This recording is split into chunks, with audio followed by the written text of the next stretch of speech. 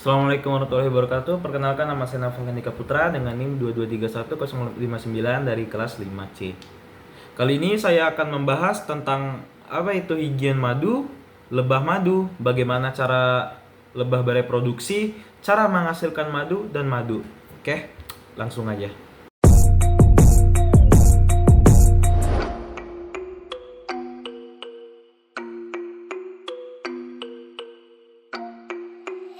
MTC Beats.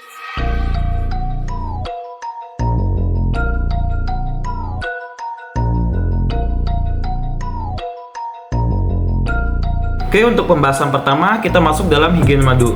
Mungkin sebagian dari kita belum tahu apa sih itu higien madu. Jadi istilah higien madu ini merujuk pada proses produksi yang menjaga kebersihan dan kualitas madu sehingga madu tetap alami, aman, dan sehat untuk dikonsumsi. Higienitas madu juga sangat penting untuk memastikan madu bebas dari kontaminasi fisik, kimia, dan biologis. Jadi higienitas madu menjadi salah satu indikator madu di pasar, terutama jika madu tersebut diproduksi untuk tujuan komersil atau ekspor.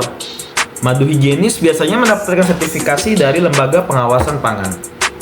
Kira-kira kenapa sih higien madu itu sangat penting? Jadi ada beberapa aspek yang menjelaskan bahwa pentingnya higien madu itu.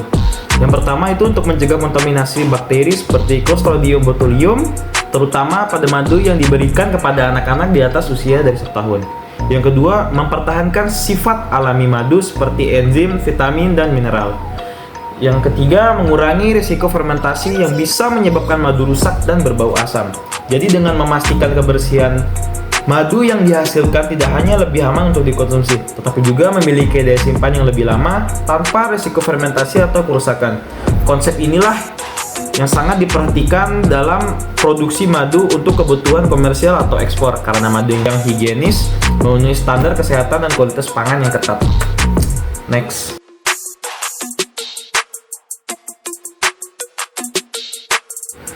Berbicara pada madu, apa sih kaitannya dengan lebah madu? Jadi higien madu dan lebah madu memiliki kaitan erat karena kualitas madu yang higienis sangat bergantung pada kondisi lebah serta cara manusia mengelola sarang lebah dan madu yang dihasilkan. Lebah madu juga bertanggung jawab atas produksi madu alami dari nektar bunga. Tetapi kebersihan hasil akhir sangat dipengaruhi oleh lingkungan sarang lebah, cara panen, dan pengolahan oleh peternak lebah. Lebah madu memiliki perilaku alami yang mendukung higienitas seperti menjaga sarang tetap bersih dan melapisi bagian dalamnya dengan propolis yang memiliki sifat antimikroba alami. Namun, jika peternak lebah tidak menjaga kebersihan selama proses pemanenan atau menggunakan peralatan yang kotor, madu juga dapat terkontaminasi oleh debu, serangga, dan mikroorganisme.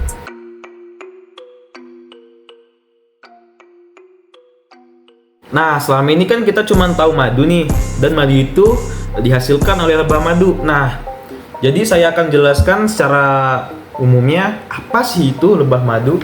Lebah madu adalah serangga sosial yang dikenal karena kemampuannya menghasilkan madu dan lilin lebah. Mereka hidup dalam koloni yang terorganisir dengan baik, terdiri atas 3 jenis lebah. Yang pertama ratu, yang kedua lebah pekerja, dan yang terakhir lebah jantan.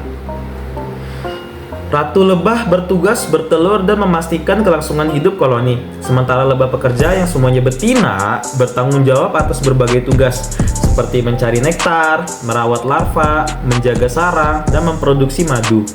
Lebah jantan atau drone memiliki tugas utama untuk membuahi ratu lebah.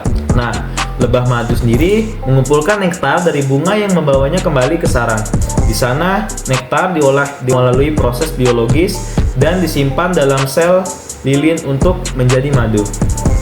Selain menghasilkan madu, lebah madu juga memainkan peran penting dalam penyerbukan tanaman. Jadi ketika mereka mengunjungi bunga untuk mengumpulkan nektar, serbuk sari yang menempel pada tubuh mereka akan terbawa ke bunga lain dan yang memungkinkan terjadinya pembuahan pada bunga lain. Nah, keberadaan lebah madu sendiri sangat penting bagi ekosistem karena mereka membantu menjaga keanekaragaman hayati melalui penyerbukan jenis tanaman liar dan tanaman pangan. Tanpa lebah madu, banyak tanaman berbunga akan kesulitan berkembang biak secara alami, yang dapat berdampak signifikan pada rantai makanan dan lingkungan. Karena peran vitalnya, lebah madu sendiri sering dipelihara secara komersial untuk perubahan atau apiari yang menghasilkan madu lilin dan propolis serta mendukung pertanian melalui jasa penyerbukan. Keren kan? Next.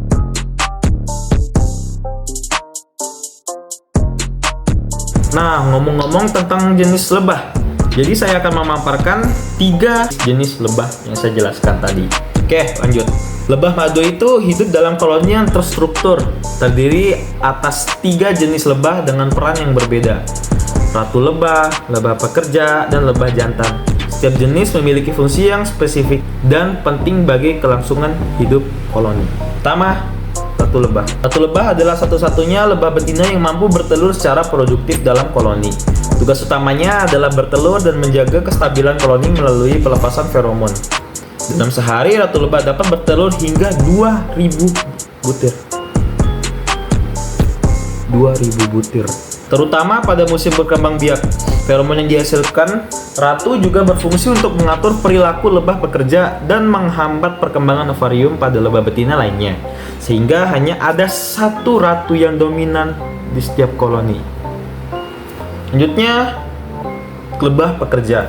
Lebah pekerja adalah betina steril yang jumlahnya paling banyak dari koloni. Mereka bertanggung jawab atas berbagai tugas seperti mencari nektar dan serbuk sari, menjaga kebersihan sarang, merawat larva, mengatur suhu sarang, dan memproduksi madu serta lilin lebah. Lebah bekerja memiliki umur yang relatif pendek sekitar 6 minggu, tapi mereka bekerja sangat keras selama hidupnya untuk menopang kehidupan koloni. Ada lebah jantan atau drone. Lebah jantan ini memiliki peran utama untuk membuahi ratu lebah selama penerbangan kawin. Mereka tidak memiliki sengat dan tidak terlibat dalam tugas-tugas seperti mencari makanan atau menjaga sarang. Setelah kawin, lebah jantan akan mati, sedangkan yang tidak kawin akan diusir dari sarang oleh lebah pekerja ketika musim dingin tiba, karena mereka tidak lagi dibutuhkan dan hanya akan membebani koloni. Diusir. Next. Bagaimana struktur tubuh lebah?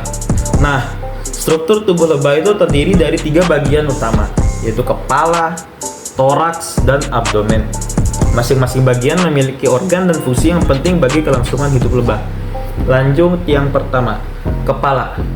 Kepala lebah memiliki berbagai organ sensorik dan mulut yang berfungsi untuk mencari makanan dan merasakan lingkungan sekitarnya.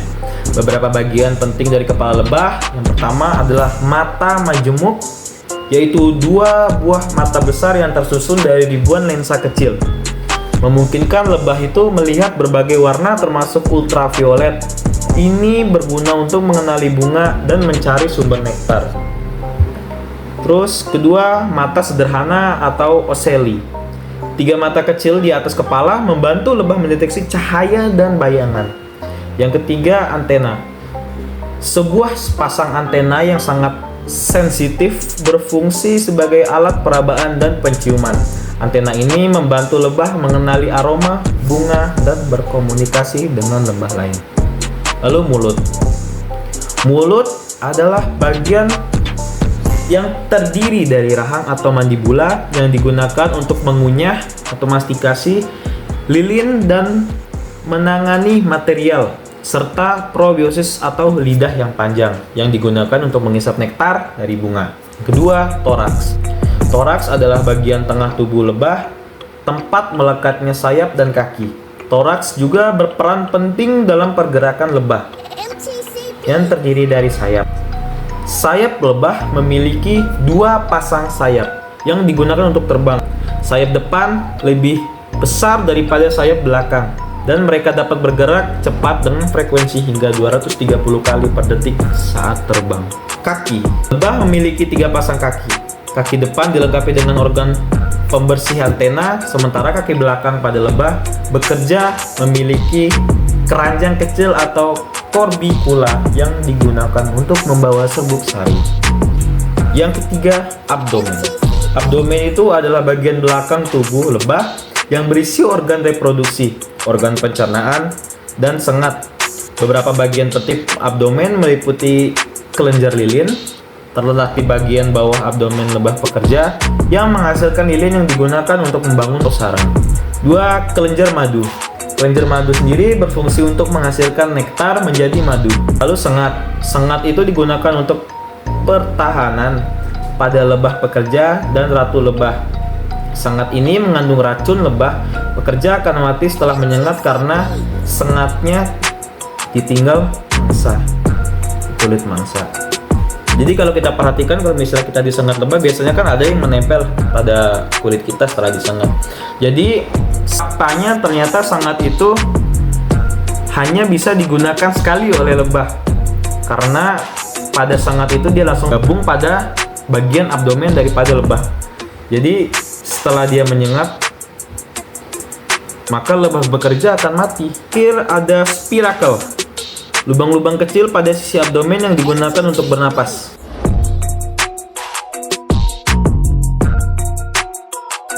Bagaimana sih perbedaan mencolok dari 3 jenis lebah ini terdapat pada ratunya? Lebah ratu itu memiliki struktur tubuh yang berbeda daripada lebah pekerja dan lebah jantan lain, karena menyesuaikan dengan tugasnya sebagai satu-satunya individu di koloni yang bertanggung jawab untuk bertelur. Berikut ini adalah perbedaan utama dalam struktur tubuh lebah. Yang pertama, ukuran tubuh. Lebah ratu memiliki tubuh yang lebih besar dan lebih panjang dibandingkan lebah pekerja maupun lebah jantan. Kira-kira panjang tubuhnya bisa mencapai 18 hingga 20 mm, sedangkan lebah pekerja hanya sekitar 10-15 mm. Kedua, abdomen yang panjang dan runcing. Abdomen pada ratu lebah memiliki panjang dan runcing di ujungnya. Dibandingkan lebah pekerja, hal ini memungkinkan lebah ratu untuk meletakkan telur ke dalam sel sarang dengan mudah dan efisien. Yang ketiga, sayap yang lebih pendek dan proporsional. Meskipun ukuran tubuh lebah lebih besar, sayapnya relatif lebih pendek dibandingkan panjang tubuhnya. Karena itu, lebah ratu tidak terbang sesering lebah pekerja. Ia hanya terbang saat kawin dan ketika memimpin koloni untuk membentuk sarang baru atau migrasi. Yang keempat, sengat yang halus dan tidak berduri. Sengat lebah ratu berbeda dari lebah pekerja. Sengatnya lebih halus dan tidak berduri, sehingga lebah ratu dapat menyengat berkali-kali tanpa melukai dirinya sendiri. Sengat ini biasanya digunakan untuk melawan ratu lebah lain dalam merebut tahta koloni untuk melawan musuh eksternal. Yang kelima, kepala yang lebih kecil dan rahang yang lebih lemah. Kepala lebah ratu lebih kecil dibandingkan lebah pekerja.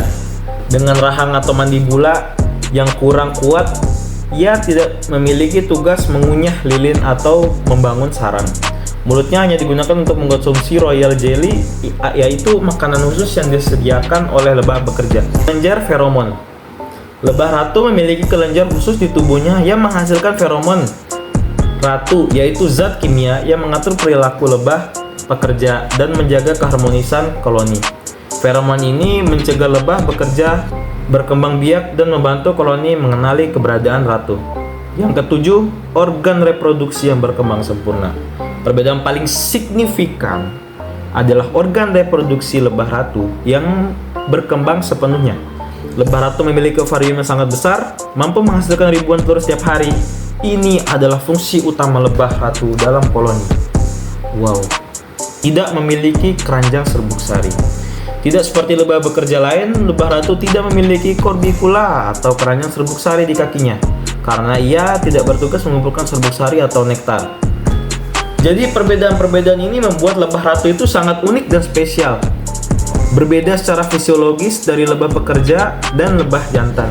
Tubuhnya yang dirancang khusus untuk tugas reproduksi dan memimpin koloni menjadikan pusat kehidupan koloni lebah madu.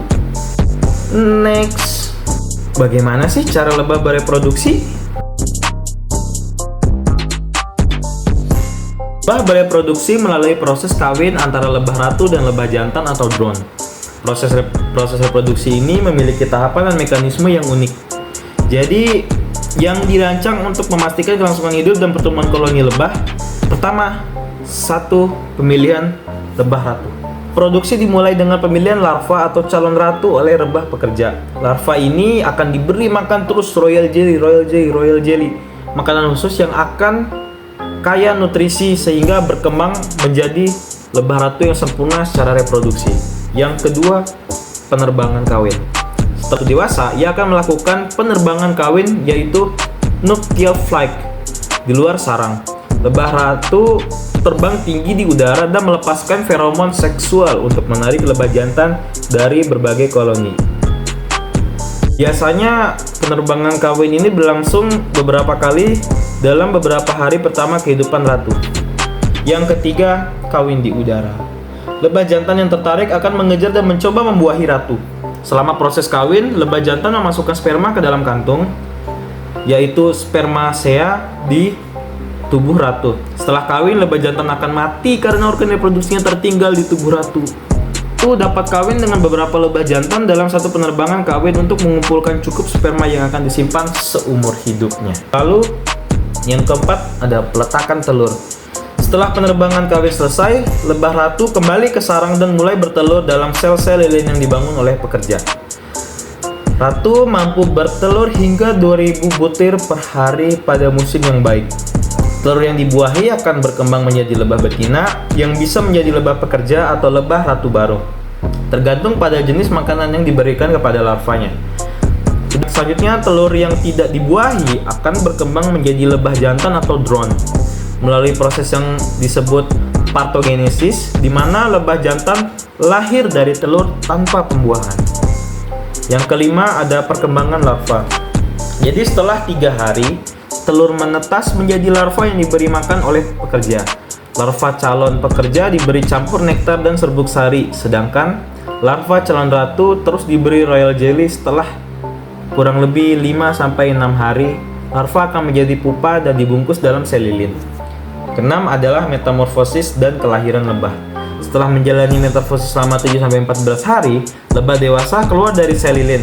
Lebah pekerja mulai bekerja di sarang, sementara lebah jantan akan menunggu kesempatan untuk kawin dengan ratu baru dari koloni lain.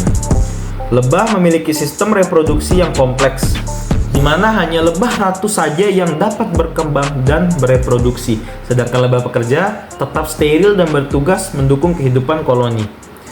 Proses kawin untuk di udara, kemampuan ratu menyimpan sperma seumur hidup, membuat lebah mampu membuat atau membangun koloni besar dengan struktur sosial yang sangat terorganisir.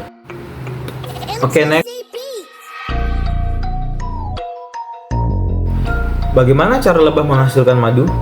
Lebah menghasilkan madu melalui proses alami yang melibatkan pengumpulan nektar dari bunga dan pengolahannya di sarang. Proses ini dilakukan sepenuhnya oleh lebah pekerja dan melibatkan beberapa tahapan. Yang pertama, pengumpulan nektar. Lebah pekerja mencari nektar dari bunga menggunakan probiosis atau lidah panjangnya.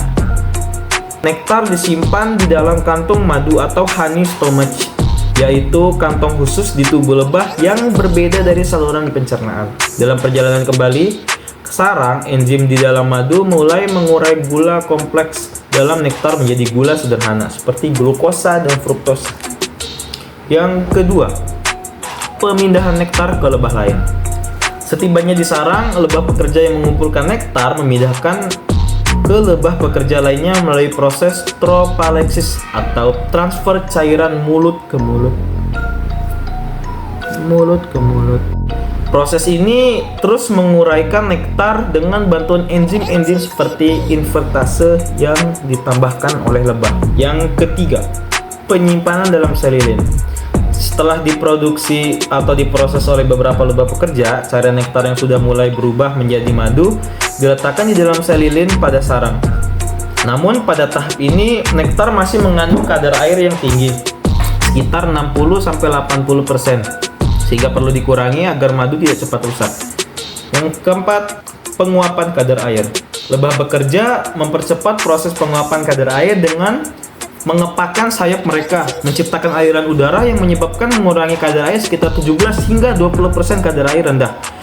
Ini membuat madu lebih kental dan awet disimpan dalam jangka waktu yang lama. Yang kelima, penutupan sel dengan lilin. Setelah madu mencapai tingkat kekentalan yang tepat, lebah menutup sel-sel lilin dengan lapisan lilin tipis yang dihasilkan oleh kelenjar lilin di tubuh mereka. Penutupan ini menjaga madu dari kelembapan dan kontaminasi sehingga madu dapat disimpan sebagai cadangan makanan koloni untuk musim dingin atau masa-masa sulit lainnya. Untuk pembahasan yang terakhir itu adalah madu. Apa sih itu madu? Mungkin sebagian orang tahu atau kita tahu madu itu adalah hanya cairan yang dihasilkan oleh lebah seperti yang saya jelaskan tadi. Tapi di sini saya akan menjelaskan secara gamblang tentang apa itu madu. Let's go. Madu itu adalah cairan alami yang dihasilkan oleh lebah dari nektar bunga. Lebah mengumpulkan nektar dari bunga dan kemudian mengolahnya di dalam sarang mereka sehingga menghasilkan cairan yang manis, kental yang kita kenal sebagai madu. Alamak. Madu memiliki rasa manis karena kandungan gula alaminya terutama glukosa dan fruktosa. Komposisi pada madu. Madu memiliki komposisi gula alami yaitu seperti yang saya jelaskan tadi, glukosa, fruktosa, dan sukrosa, air sekitar 17-20%, kemudian vitamin seperti vitamin B kompleks dan vitamin C, mineral seperti kalsium, kalium, zat besi, dan magnesium, dan yang terakhir antioksidan yaitu flavonoid dan asam fenolat yang bermanfaat bagi kesehatan. Lalu manfaat madu.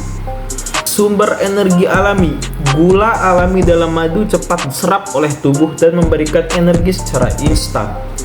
Lalu yang kedua, memperkuat sistem imun. Kandungan antioksidan dan antibakteri dapat membantu melawan infeksi. Yang ketiga, membantu menyembuhkan luka. Madu juga dikenal sebagai sifat antibakteri yang dapat mempercepat penyembuhan luka dan luka bakar. Yang terakhir, meredakan batuk dan sakit tenggorokan. Jadi sifat menenangkan madu ini sering dimanfaatkan dalam pengobatan tradisional. Lanjut, jenis-jenis madu. Madu itu tidak hanya monoton. Madu cuman madu isinya manis, kental. Jadi ada beberapa jenis madu yang tidak kita tahu. Madu monofloral. Jadi madu monofloral ini yang dihasilkan dari nektar satu jenis muda, atau misalnya madu manuka atau madu akasia. Yang kedua ada madu multifloral, yaitu dihasilkan dari berbagai jenis bunga. Lalu madu mentah yang belum diproses atau dipanaskan sehingga nutrisi alaminya masih terjaga. Lalu madu pasteurisasi, yaitu madu yang telah dipanaskan untuk membunuh mikroba dan memperpanjang masa simpan. Lalu yang keempat, kegunaan madu.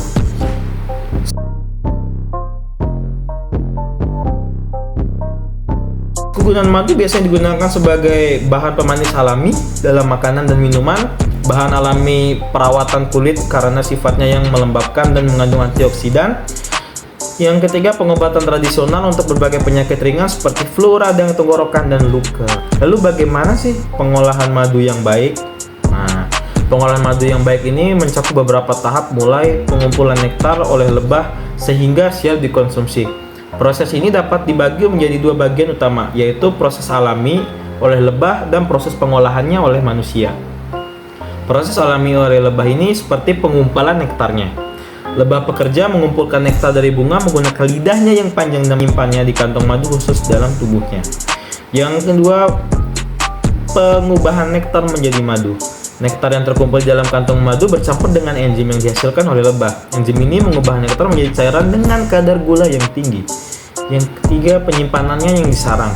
Lebah kemudian menyimpan cairan tersebut di sel-sel sarang lebah yang berbentuk heksagonal. Lebah menggunakan sayapnya untuk mengipasi cairan sehingga kadar airnya berkurang hingga mencapai 17 hingga 20%. Lalu penyegelan dengan lilin lebah. Setelah madu matang atau siap dikonsumsi, lebah akan menutup sel-sel sarang dengan lapisan lilin tipis untuk melindungi madu dari kontaminasi. Yang kedua, proses pengolahan oleh manusia. Proses ini bertujuan untuk mengambil madu dari sarang lebah dan menyiapkannya untuk dikonsumsi. Berikut ada langkah-langkah cara panen lebah. Yang pertama, panen sarang lebah. Peternak lebah mengambil bingkai-bingkai sarang lebah dari kotak sarang atau beehive. Kedua, bingkai ini biasanya dipenuhi dengan sel-sel sarang yang sudah disegel oleh lebah. Yang kedua, pemotongan lilin penutup. Lilin penutup sel madu dipotong atau dikerok menggunakan alat khusus seperti pisau, unspinning knife. Kemudian ekstraksi madu. Bingkai sarang yang sudah terbuka dimasukkan ke dalam mesin pemutar madu atau honey extractor. Mesin ini yang akan memutar bingkai dengan kecepatan tinggi sehingga madu keluar dari sel-sel sarang. Kemudian madu yang terkumpul di dasar mesin kemudian disaring untuk menghasilkan kotoran seperti serpihan lilin atau sisa lebah.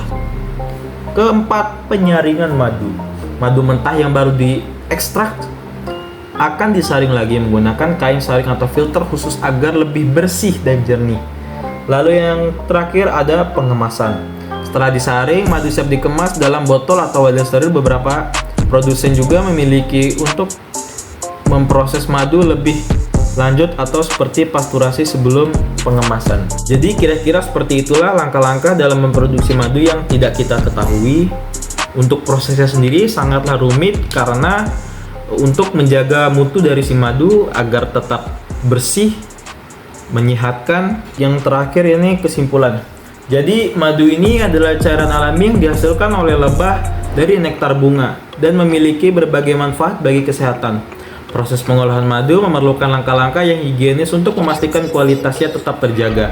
Setelah lebah mengubah nektar menjadi madu, manusia memanen sarang, mengekstrasi, dan menyaring madu sebelum dikemas.